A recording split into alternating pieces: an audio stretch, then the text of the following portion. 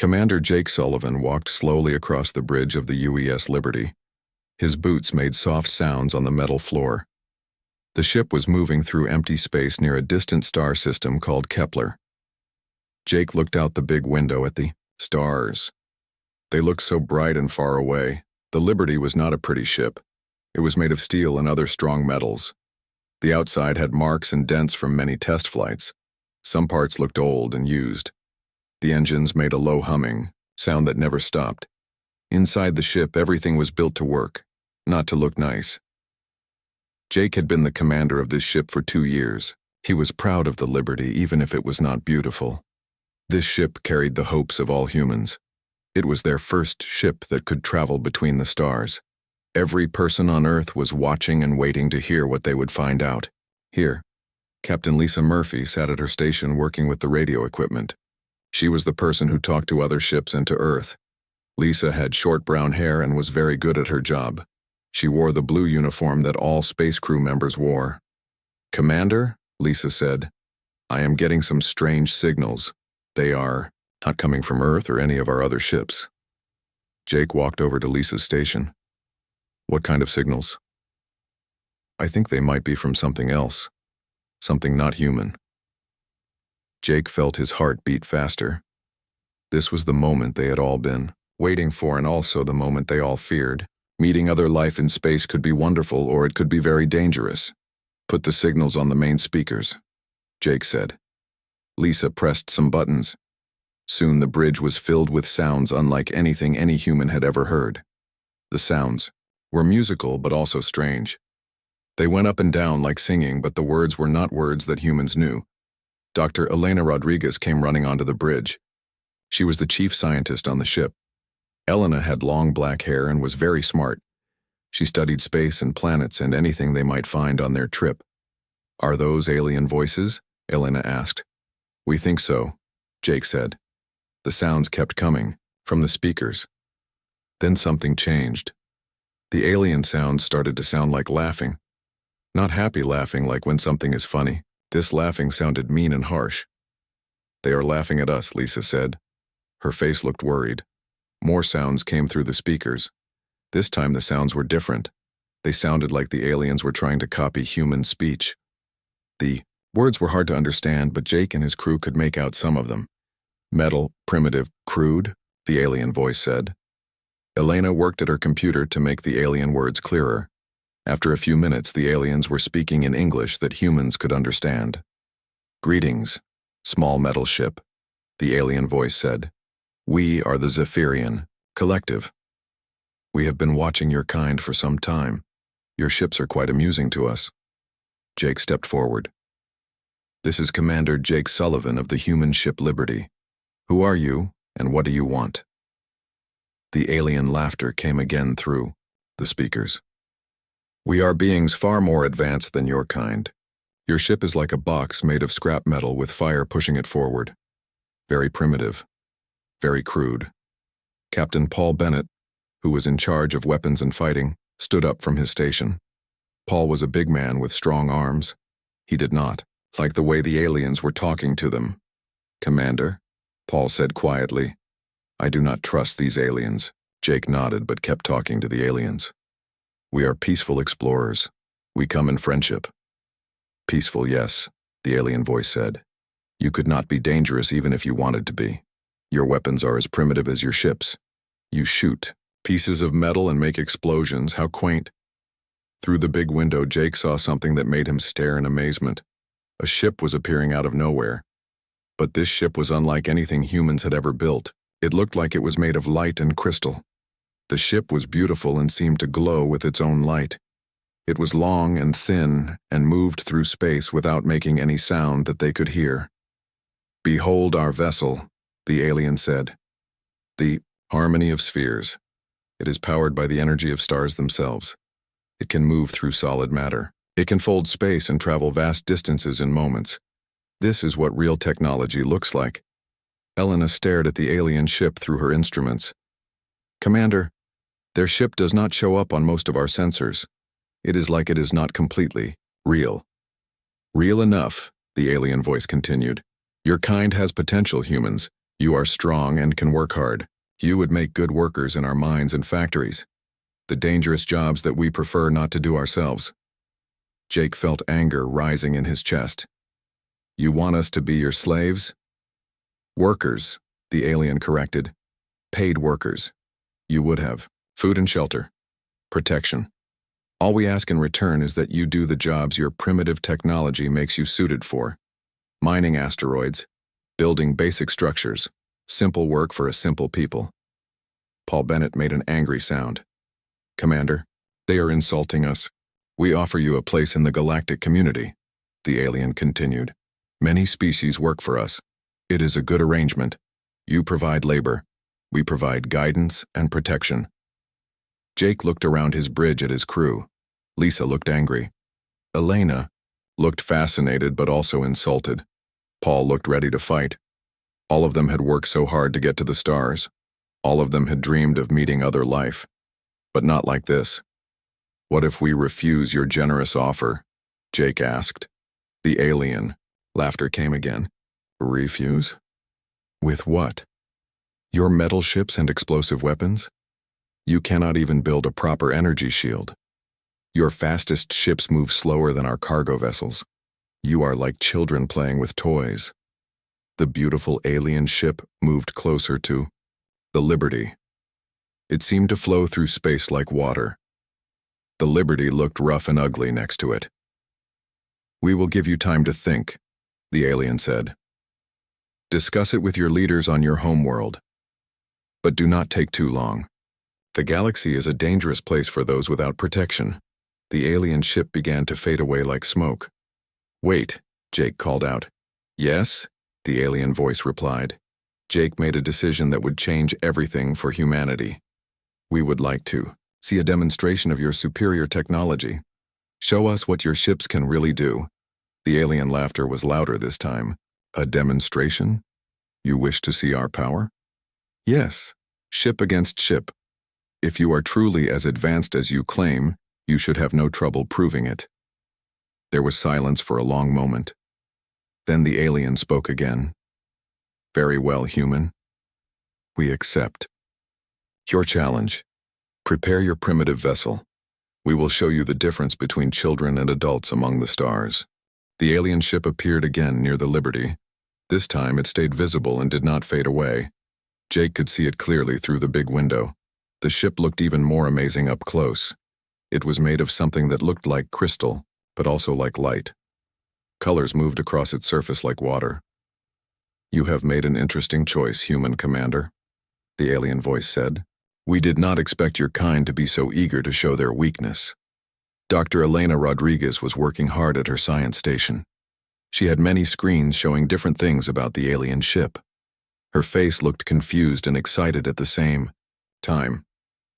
Commander, Elena said, I am trying to understand how their ship works. It does not follow any of the rules of physics that we know. The ship seems to be in two places at once sometimes. Other times it looks like it is not really there, at all. Jake walked over to Elena's station. What do you mean? Their ship can become solid or not solid whenever they want. It can pass through things like a ghost, but it can also shoot weapons and move things around. I have never seen technology like this. Captain Lisa Murphy was listening to more alien messages. She had headphones on and was writing notes on paper. Her face looked worried. Commander, Lisa said, I am hearing lots of alien talk on different radio channels. I think there are many alien ships out there watching us. They are all talking about the challenge. Paul Bennett stood up from his weapons station. How many ships? I count at least 20 different voices, Lisa said. Maybe more. They are all speaking the same alien language, but some of them are also speaking in human English now. Jake felt the weight of what was happening. This was not just about his ship and crew anymore. This was about all of humanity. If they lost this challenge, every human being would become a worker for the aliens. If they won, Jake was not sure. What would happen if they won? Attention, human vessel. The alien voice came through the speakers again. We will now explain the rules of this demonstration. You will face one of our ships in combat. We will not try to destroy your ship completely. That would be wasteful. Instead, we will disable your weapons and engines to show how helpless you are. Elena looked up from her computers. Commander, they are being very confident. Maybe too confident. The combat will take place in the asteroid belt of this star system, the alien continued. There are many large rocks floating there. It will make the challenge more interesting. You will have 1 hour to prepare your ship. Paul, Bennett walked over to Jake. Commander, we need to talk about weapons and tactics. Jake nodded. Elena, keep studying their ship, learn everything you can. Lisa, try to contact Earth, tell them what is happening. Paul, come with me. Jake and Paul went to a small room next to the bridge where they could talk privately. Paul closed the door behind them. Commander, Paul said, our weapons are not designed to fight ships like that. Our missiles and guns are made to fight other human ships made of metal. This alien ship might not even be solid enough for our weapons to hit. What do you think we should do? Jake asked. Paul thought for a moment. We need to be smart about this. The aliens think we are stupid and primitive. Maybe we can use that against them. Let them think we are doing exactly what they expect. Go on. They expect us to shoot at them with our biggest guns. They expect us to try to ram them or chase them around. What if we do something completely different? Jake was starting to understand. You mean trick them? Exactly. Humans have always been good at tricks and surprises. Even when we were living in caves, we were smart enough to hunt animals much bigger and stronger than us. They talked for several more minutes about different ideas. Then they went back to the bridge where Elena was still working at her science station. Elena, what have you learned? Jake asked. Their ship uses something called harmonic resonance to stay together, Elena said. It is like music. Different parts of their ship vibrate at different frequencies. If those vibrations are interrupted, the ship might have problems. Can we interrupt them? Maybe. I would need to modify our radio equipment to send out the right kind of signal, but I'm not sure it would work. Lieutenant Amy Foster came onto the bridge. She was in charge of the ship's smaller weapons and defense systems. Amy was young, but very good at her job. She had blonde hair and was always thinking of new ways to use their equipment. Commander, Amy said, I have been thinking about this challenge. What if we do not try to fight their ship directly? What do you mean? Jake asked. The challenge is taking place in an asteroid belt. There are lots of big rocks floating around. What if we use those rocks as weapons? Paul smiled. That is a good idea. Aliens probably do not think about using the environment as a weapon. Helena looked up from her work. Actually, that might work very well with what I am trying to do. If I can disrupt their ship's harmony, they might not be able to phase through solid objects anymore. Then a big rock moving very fast would hit them like it would hit any normal ship, Amy added. Jake felt hope growing in his chest. How long do you need to get everything ready? 30 minutes for the harmonic disruptor, Elena said. 20 minutes to program the missile guidance systems for asteroid targeting, Amy said. Good. Get to work. The alien voice came through the speakers again. Human vessel, you have 40 minutes remaining. We hope you are using this time to prepare your surrender speech. It will be broadcast to your entire species. Jake picked up the microphone. We are preparing something, all right? The alien laughter filled the bridge. Excellent. We enjoy watching primitive species learn their place in the universe. Your ship will make a good example for other young civilizations we encounter. Commander, Lisa said, I got through to Earth. Admiral Henry Carter wants to speak with you personally. Jake took the communication headset from Lisa. Admiral Carter, this is Commander Sullivan. Jake, the whole world is watching. Do what you have to do. All of humanity is counting on you. Understood, sir. We will not let you down. I know you won't. Earth out. Jake looked around his bridge at his crew. Elena was working to build her harmonic disruptor. Amy was programming their missiles to use asteroids as weapons. Paul was planning their tactics. Lisa was monitoring alien communications. 20 minutes remaining, the alien voice announced. Dr. Elena Rodriguez connected the last wire on her device. Harmonic disruptor is ready, Commander. Amy looked up from her weapons console. Asteroid targeting system is online. Paul studied the star chart showing the asteroid belt. I have identified the best location for our surprise. Jake sat down in his command chair. Then let's go show these aliens what humans can do when we put our minds to it. The Liberties. Engines powered up with a deep rumble. The ship turned toward the asteroid belt where their future would be decided. Behind them, the beautiful alien ship followed like a predator following its prey. But Jake and his crew were no longer thinking like prey. They were thinking like hunters. The Liberty moved through space toward the asteroid belt. Jake could see thousands of big rocks floating in the darkness ahead. Some were as small as cars, others were as big as mountains. They all moved slowly in their endless dance around the distant sun.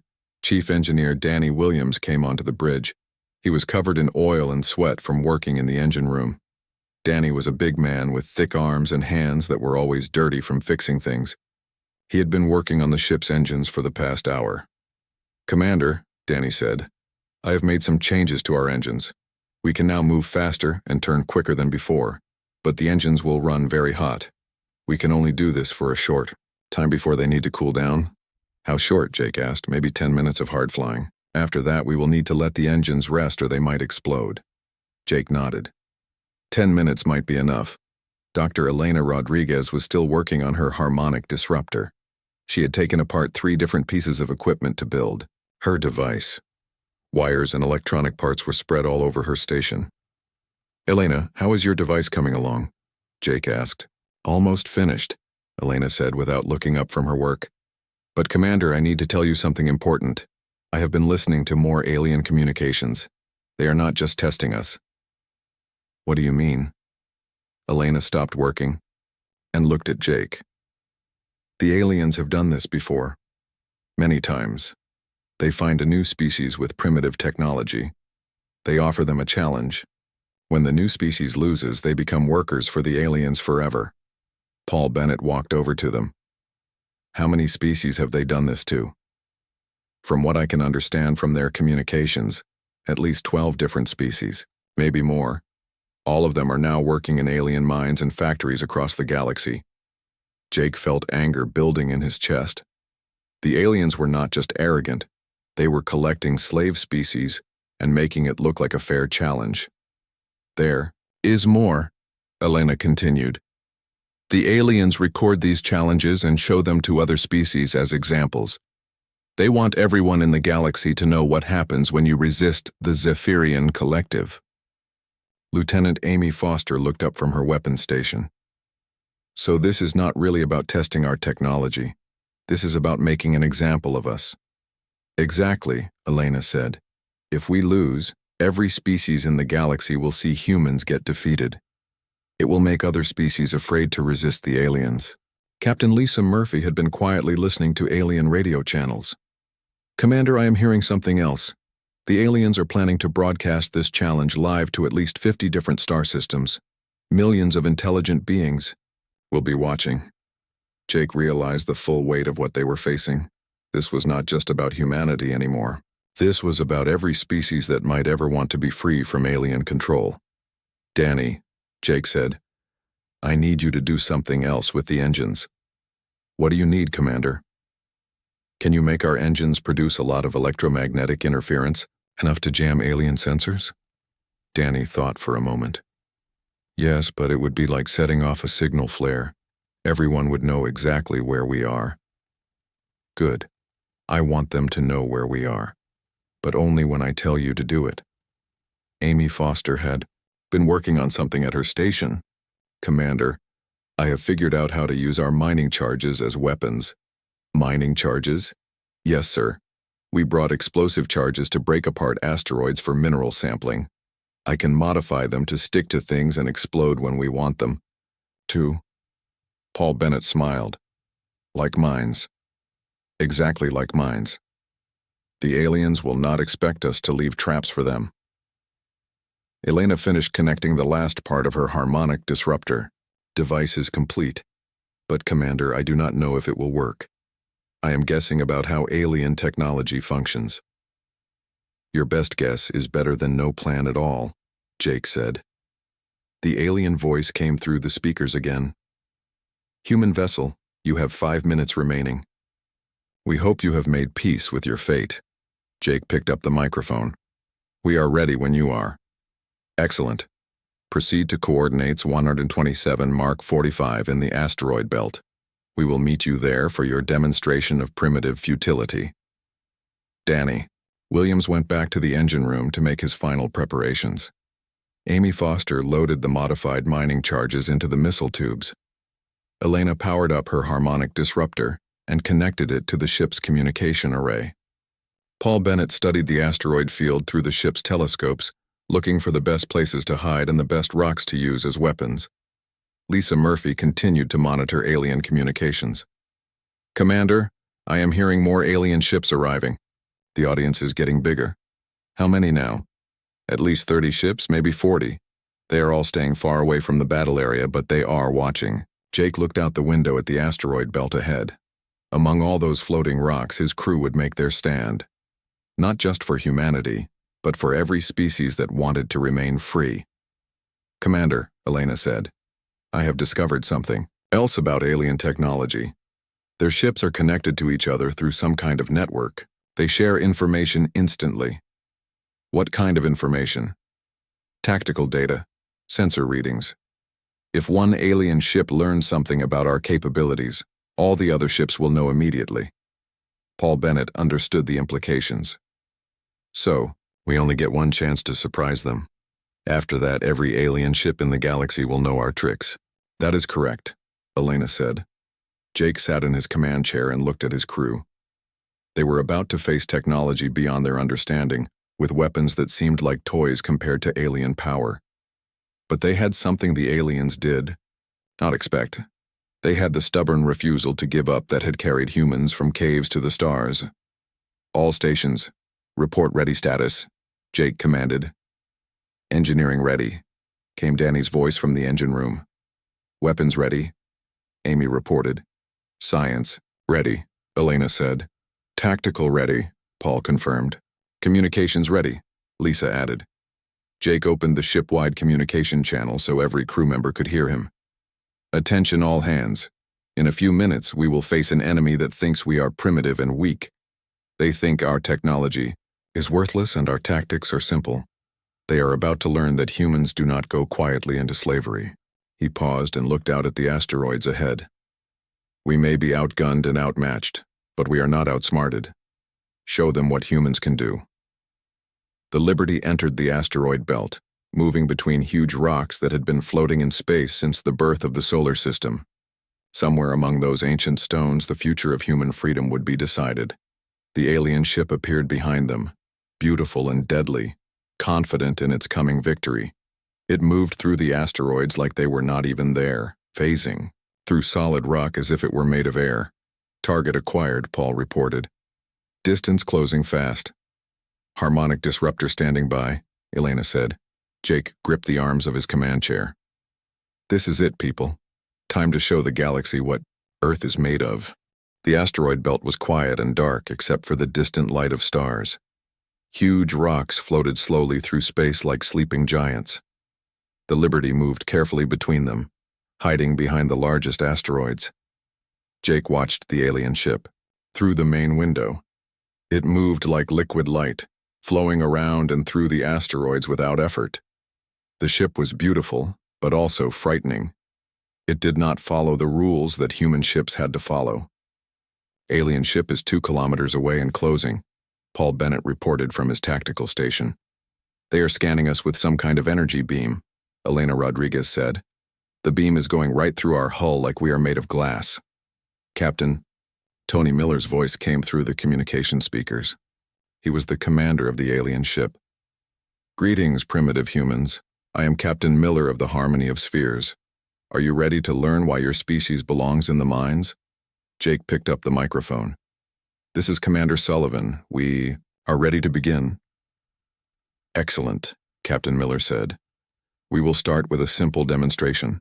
Watch as we disable your weapons without harming the rest of your ship. The alien ship suddenly moved very fast. It appeared right next to the Liberty, close enough that Jake could see strange symbols glowing on its crystal hull. Then the ship seemed to become like smoke and passed right through the Liberty's hull. They are inside our ship, Amy Foster said. her voice full of surprise. The alien ship moved through the Liberty like a ghost walking through a wall. Jake could see it on the security cameras inside the ship's corridors. The alien ship was somehow small enough to fit inside the Liberty, while also being large enough to carry a crew. "This is impossible," Elena said. "They are changing the size of their ship while maintaining structural integrity." Captain Miller's laughter filled the bridge. "Your primitive minds cannot understand what you are seeing. We exist in multiple dimensions simultaneously. Your three-dimensional thinking limits your comprehension." The alien ship passed through the Liberty's weapon systems. Sparks flew from Amy's weapons console as systems began to fail one by one. "Missile systems offline," Amy reported. "Primary guns not responding. They are disabling everything without damaging the ship's structure." Jake had expected this. "Paul, execute Plan Alpha." Paul pressed several buttons on his tactical console, firing thrusters now. The Liberty suddenly spun around like a top. The movement was so fast and unexpected that everyone on the bridge had to hold on to their chairs. The alien ship, which had been phasing through the Liberty's hull, was caught by surprise. "What are you doing?" Captain Miller demanded. "Learning," Jake said. The spinning motion forced the alien ship to become solid again. It could not maintain its ghostly form while dealing with the Liberty's wild movement. For a few seconds, both ships were spinning together, locked in a strange dance. "Elena, now," Jake commanded. Elena activated her harmonic disruptor. The device sent out waves of sound and energy that human ears could not hear, but the alien ship could feel it. The beautiful crystal hull began to flicker like a candle in the wind. "What is happening to our ship?" Captain Miller's voice sounded confused and worried. "Your ship uses harmonic frequencies to maintain phase coherence," Elena explained through the communication system. "I am disrupting those frequencies." The alien ship tried to phase through a large asteroid but could not. Instead, it bounced off the rock with a loud crash. Pieces of crystal flew away from the impact point. "Impossible," Captain Miller said. "Our technology is perfect. It cannot be defeated by primitive devices." Amy Foster smiled as she worked at her weapons console. "Commander, the alien ship is now solid. All weapons are target locked." But Jake had a different plan. "Amy, launch mining charges. Target the asteroids around the alien ship." Launching charges now. Small explosives shot out from the Liberty toward several large asteroids near the alien ship. The charges stuck to the rocks and waited for Amy's signal. Captain Miller saw what was happening. "You are trying to use rocks as weapons? How crude. We will simply phase through them." "Elena, increase disruptor power," Jake ordered. Elena pushed her device to maximum power. The alien ship flickered even more. It was having trouble staying solid or becoming ghostly. The ship was stuck between two states. "Now, Amy." Amy pressed the detonation button. The mining charges exploded simultaneously. The asteroids around the alien ship broke apart into thousands of pieces. All those pieces began moving toward the alien ship like a deadly cloud. Captain Miller tried to make his ship phase through the debris, but Elena's disruptor prevented it. The alien ship was solid and could not avoid the incoming rocks. "Emergency evasive maneuvers," Captain Miller shouted to his crew. The alien ship moved quickly, but it was no longer able to pass through solid matter. It had to dodge the rocks like any normal ship. The graceful flowing movement was gone. Now the alien ship moved clumsily, bumping into asteroids and spinning out of control. Danny Williams's voice came from the engine room. "Commander, I am ready to give you full power." "Do it, Danny." The Liberty's engines roared to life with more power than they had ever produced. The ship shot forward like a bullet, chasing the alien ship through the asteroid field. Paul Bennett worked his tactical controls. "We are closing distance fast. The alien ship is having trouble maneuvering." The alien ship tried to escape by diving between two large asteroids, but without its phasing ability, the ship scraped against both rocks. More pieces of crystal broke away from its hull. "Their hull is cracking," Elena reported. "The harmonic disruption is affecting their structural integrity." Amy had been working to bring the weapon systems back online. "Commander, I have restored partial weapons control. Short-range systems are functional. Target their engines." Jake ordered. The Liberty fired a spread of small missiles at the alien ship. The missiles were simple weapons, just explosive warheads with guidance systems. Compared to alien technology, they were primitive, but they worked. The missiles hit the alien ship's engine section. Explosions lit up the crystal hull. The beautiful colors that had flowed across the ship's surface began to fade. Hull breach in multiple sections, Elena reported. Their energy systems are failing. Captain Miller's voice came through the speakers again, but now he sounded desperate instead of confident. How are you doing this? Your weapons should not be able to penetrate our defenses. You forgot something important, Jake said into the microphone. Sometimes the simple solution is the best solution. The alien ship tried to run away, but its damaged engines could not produce enough power.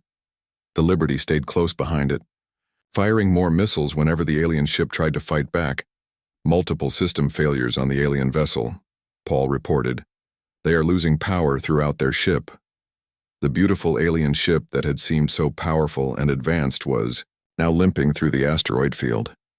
Pieces of its crystal hull were floating away into space. The lights inside the ship were flickering and going out.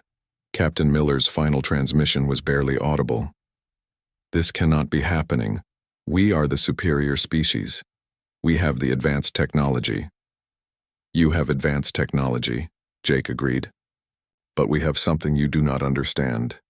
We never give up. The alien ship's engines finally died completely. The ship drifted powerlessly between the asteroids, dark and silent. Elena checked her sensors. The alien ship is completely disabled. Commander, no weapons, no engines, no shields, they are helpless. Jake looked out at the defeated alien vessel. Around them, he knew that dozens of other alien ships were watching in shock. The primitive humans with their crude metal ship and explosive weapons had done the impossible. They had defeated superior alien technology using nothing but human stubbornness and creative thinking.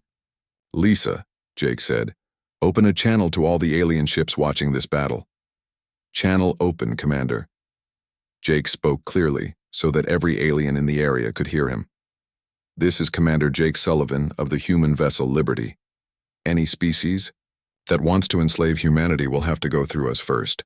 We do not surrender, we do not give up, and we do not go quietly into anyone's minds. The space around them was silent. 40 alien ships watched and listened, but none of them said a word. The age of human respect in the galaxy had begun. The space around the asteroid belt was completely quiet. Jake looked out at the alien ship floating helplessly among the rocks. The beautiful crystal hull that had once glowed with its own light was now dark and cracked.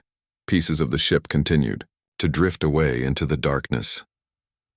Commander, Lisa Murphy said, I am receiving signals from all the alien ships that were watching. They are all talking at once. They sound very surprised. Elena Rodriguez was studying the readings from her instruments. The disabled alien ship is no longer showing any energy signatures. Their power systems are completely dead. Paul Bennett checked his tactical displays. 43 alien ships in the area. All of them are keeping their distance. None of them are moving toward us or the disabled ship. Jake realized that something very important had just happened. The aliens had expected an easy victory that would show the galaxy how weak humans were. Instead, they had watched their advanced technology get defeated by what they called primitive weapons. Captain Tony Miller's voice came through the communication system one more time. It was very weak and full of static. Human Commander, we request assistance. Our life support systems are failing. Jake looked at his crew. Amy Foster was still working at her weapons station, ready for more fighting. Paul Bennett was watching the alien ships in case they decided to attack. Elena was monitoring the disabled alien vessel. Should we help them, Commander? Lisa asked. Jake thought about everything that had happened. The aliens had planned to make humans into slaves. They had laughed at human technology and called humans primitive. They had tried to humiliate humanity in front of the entire galaxy. But humans were better than that. Paul, prepare a rescue shuttle, Jake said. We will bring the alien crew aboard our ship. Sir? Paul looked surprised. They are defeated. They need help. We are not the kind of species that leaves others to die in space. Elena looked up from her station. Commander, that is very risky. We do not know what alien biology is like. They might be dangerous even as prisoners. Then we will be careful, but we will not let them die. Danny Williams came onto the bridge. His work clothes were still covered with oil and sweat from keeping the engines running during the battle. Commander, our engines need to cool down. We pushed them very hard during the fight. How long do we need to wait? At least 2 hours before we can use full power again, but the other systems are working fine. Jake nodded. Good work, Danny. You gave us the speed we needed to win. Amy Foster finished checking her weapons.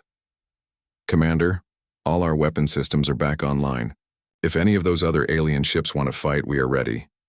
I do not think they want to fight, Jake said. Look at them. Through the main window, they could see several alien ships in the distance. The ships were not moving toward the battle area. Instead, they seemed to be backing away slowly.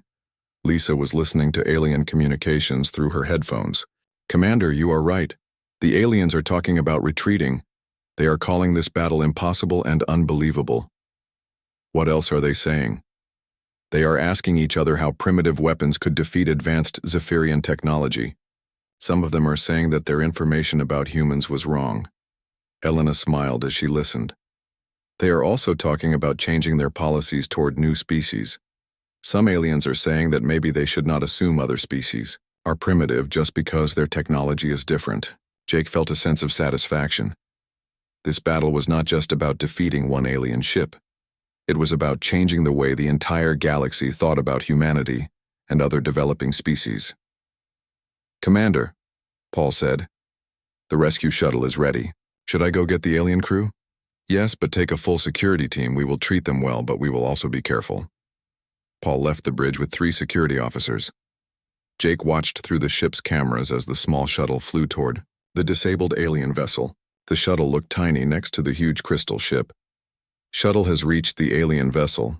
Paul's voice came through the radio. We are seeing movement inside their ship. It looks like they have 5 crew members alive. 20 minutes later, Paul returned with the alien prisoners. Jake met them in the shuttle bay. He was not sure what to expect when he saw his first aliens up close. The Zephyrians were taller than humans and very thin. Their skin looked like it was made of the same crystal material as their ships. Light seemed to flow through their bodies, making them glow softly in the shuttle bay lights. They had large eyes that looked almost human, but also very different. Captain Tony Miller was easy to identify because he was wearing something that looked like a uniform. He walked slowly toward Jake, supported by one of his crew members. The alien captain looked tired and defeated. Human commander, Captain Miller said in perfect English. I am your prisoner. You are our guest, Jake corrected. We will treat you with respect and get you medical help if you need it. Captain Miller's large eyes showed surprise. You are not going to torture us for information? You are not going to put us in cages and study us? Why would we do that? Because that is what the strong do to the weak. That is how the galaxy works. Jake shook his head. That is not how humans work. We believe that all intelligent life has value, even when we disagree or fight. The alien captain stared at Jake for a long moment. Your species defeated us in battle, but you show us mercy. This does not make sense according to galactic law. Maybe galactic law needs to change, Jake said. Dr. Elena Rodriguez came to the shuttle bay with medical equipment. Commander, I would like to examine our guests to make sure they are not injured. Captain Miller looked at Elena with confusion. You want to help us recover our health? Of course, Elena said. You are hurt. We are doctors and scientists. Helping injured people is what we do. While Elena examined the alien crew, Jake returned to the bridge. Lisa was still monitoring communications from the other alien ships. Commander, Lisa said, the alien ships are leaving the area, but before they go, they are sending messages to their governments. They are reporting that humans are not what they expected. What do you mean? The aliens expected us to be either very weak or very cruel. Instead, we showed them that we can be strong in battle but also kind to defeated enemies. They do not have words in their language for this combination. Jake looked out at the stars. Maybe we can teach them some new words. Captain Lisa Murphy smiled. Commander, I am receiving a message from Earth. Admiral Henry Carter wants to speak with you immediately. Jake took the communication headset. Admiral Carter, this is Commander Sullivan. Jake, the entire world has been watching. You did something incredible out there. You did not just win a battle, you changed everything. How do you mean, sir? We are receiving communications from alien governments all across the galaxy. They want to talk to us. Not as masters talking to slaves, but as equals talking to equals. You earned humanity's place among the stars. Jake felt the weight of what they had accomplished. What happens now, Admiral? Now we build a new kind of relationship with our galactic neighbors, one based on respect instead of domination. Thanks to you and your crew, humanity will never have to work in alien mines. Dr. Elena Rodriguez returned to the bridge. Commander, the alien crew is in good health. Captain Miller wants to speak with you privately. Jake went to the medical bay where the alien captain was resting. Captain Miller's crystal skin was glowing more brightly now that he had received medical attention. Human Commander, Captain, Miller said, I must tell you something important. What happened today will be remembered for thousands of years. You have shown the galaxy that strength and wisdom can exist together. Thank you, Captain Miller. No, thank you. My species has been ruling through fear for so long that we forgot there were other ways to lead. Today you reminded us that true strength comes from protecting others, not conquering them. Jake left the medical bay and returned to the bridge one final time. His crew was working quietly at their stations, but he could see the pride in their faces. They had done something that would be remembered forever. Lisa, Jake said, set course for Earth. It is time to go home. As the Liberty turned toward home, Jake looked back at the asteroid belt where they had fought for humanity's future. The alien ships were gone now, carrying news of this battle to every corner of the galaxy. The laughter had stopped. In its place was something much better. Respect. Humans had announced their arrival among the stars not with surrender, but with the smoking wreckage of those who thought they could make Earth's children into slaves. The message was clear and would echo throughout the cosmos. Humanity had earned its place in the galaxy the hard way, through courage, ingenuity, and the stubborn refusal to accept defeat. And they had done it while still holding on to the values that made them human. The age of human expansion among the stars had truly begun.